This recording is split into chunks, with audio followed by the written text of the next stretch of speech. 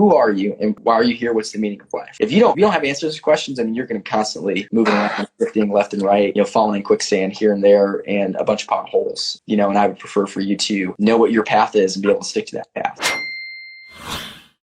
Especially in these early 20s and the, late teens. What should you focus on? Should you focus on money? Should they be focused on women? Or should you focus on status? Which one should they be focused on and why? Joe, tell us what you think, man. We talked about this question. It's so funny. None of them. You should focus on zero of those things. Because if you focus on money, status, women, again, you're just going down. Like, that's not the purpose of why you're here, right? There's so many more reasons that you are here on this earth. And so, and instead you should be figuring out what your purpose is and your vision, right? And what's going to happen is, like, again, God's got a plan for you, right? So he's going to put you with the right woman, if that's meant to be, right? That is going to be with that same vision. And so what you need to do is figure yourself out. So self-awareness is self-deception for most people. I love it when people say they're self-aware. They're liars. They're lying to themselves for sure. Another good book called Self-Deception, you should read that. It's very eye-opening. If you think you're self-aware, you're probably not, right? That would be an egotistic mindset. There's another good book called Ego is the Enemy that'll hit you right in the face that you should read as well, right? So books on books on books here. Read. Understand yourself. I think that's so important. And so just get to know yourself, get to know why you're here. Answer some of those big questions, right? So who are you and why are you here? What's the meaning of life? If you don't have answers to those questions, I mean, you're going to constantly moving around, drifting left and right, falling in quicksand here and there and a bunch of potholes, and I would prefer for you to know what your path is and be able to stick to that path. If you don't know which path it is, there's a million paths nowadays, right? There's a billion things that you could be doing with every second of your day, and trying to sift through that without a good worldview, based on truth, on the side of truth, right? That's why my podcast exists. We base it on truth. If you don't base it on truth, if you're basing it on these moving targets, I mean, you're just going to really struggle with all three of those things. Because if you think about it, right, like status can be used for the advantage of God's kingdom, for example, right? That can be a good thing. But if your focus is status, then that becomes your idol, right? Again, being married can be a really great thing that builds not only her relationship, your relationship with Christ, or she can become your idol and you forget about Jesus, for example, right? The same thing with money, right? Money is a fuel for a mission, or it become your idol. Right. So everything can become an idol. So what I'm going to say is figure out what you think about Jesus first. And that's what you should be focusing on when you're young. And if you have that really strong foundation, connection, and relationship, then you'll be pretty set up. And if you have a million questions about that, another book to read, The Case for Christ, especially if you're an analytical person who's like, well, what if they just stole the Bible? What if they did this? What if the manuscripts are messed up? Because that's a common thing that people say nowadays. What if the manuscripts are mixed up or something? What if they made a mistake? What if there was corruption? All this stuff. Read that book because there's just so much historical evidence for Jesus Christ's resurrection. It's insane. My very first podcast is explaining Homer versus Jesus in a historical context and which one's more likely to have even existed. There's like a few hundred manuscripts that, correspond to Homer existing, and there's like 12,000 that correspond Jesus' death and resurrection. And they teach Homer in school, Greek philosopher, like a fact, right? And they teach Jesus like a myth. And they'll talk about Gandhi and all these different people, right? And they'll talk about all these things in school, but they don't talk about Jesus. And even though Jesus is the most historically backed up ancient figure ever. So I feel like that's something too. It's like what comes with chasing your dreams and what comes with bettering yourself is the hatred. We could talk a little bit about that just because whenever you start to change your mindset, people start to notice. Even if you don't have the materialistic things, the way you start carrying yourself, the way you stop doing what you were doing in the past, people are like, oh, let's get into him. He's not partying anymore. He's not smoking. He's not drinking. He's starting to dress different. Like what is up with him? And so it's like Jesus had the most haters, but he also had the strongest followers, so it's kind of like you got to take the good with the bad in a way. So I feel like that's just something you have to be mentally tough in order to take that path he has for you. It's all about being mentally tough. So work on that. Look in the mirror every day. Tell yourself you can do it. And you really, you might not do it to your best capabilities, or you might, exceed your own capabilities. So you'll never know unless you try. So always try and believe in yourself because nobody else gonna believe in you.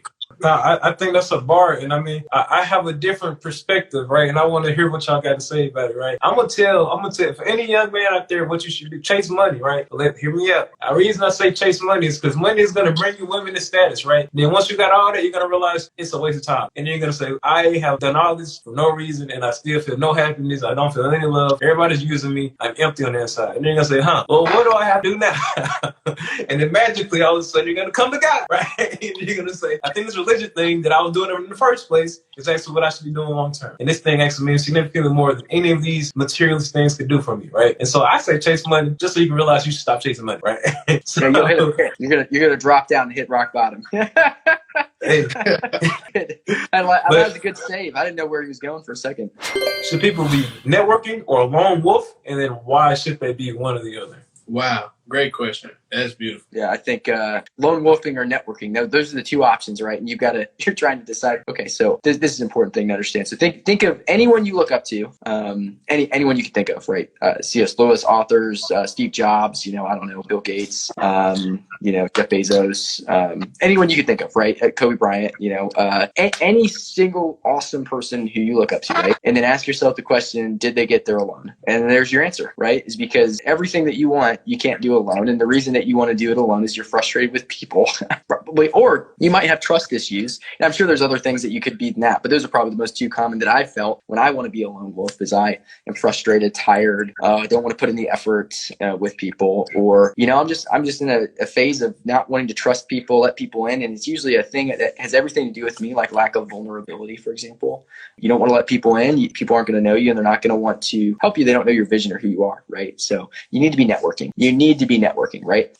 Excuse me. The incredible thing about college is you do get to network with a lot of young people who will presumably go be successful, like these two wonderful gentlemen right here. Getting to know these guys are going to do some big things in life, right? So getting to know them, network with those guys. You never know what your friends are going to be doing 10 or 15 years from now, right? So go make friends, go be people, go be with people, right? I saw a lot of people in college pick fights, right? They're like, all the ego stuff, right? You gotta eat your ego as fast as you can and just get rid of it and just let that thing go, because it always wants you to look better, faster, stronger. And, whenever you let go of that, you get better at sports, you get better at school, you do better with your friendships, when you get that sort of like peace, that's gonna be a focus on Christ, right? So be networking. You probably have a network through your church, you probably have a network through your parents, you have a network through your friends, you have a network through your job. There's all these places where you can actually get places. I did a video and a podcast with Joe Ignace. We're talking about there's 6 to 7 degrees of separation, but there's actually 6. I think I said 7 on the podcast. Neither here nor there. Basically, if so let's say I know Christopher, and if Christopher introduced me to all of his people that he knew, that would be Christopher's my first degree.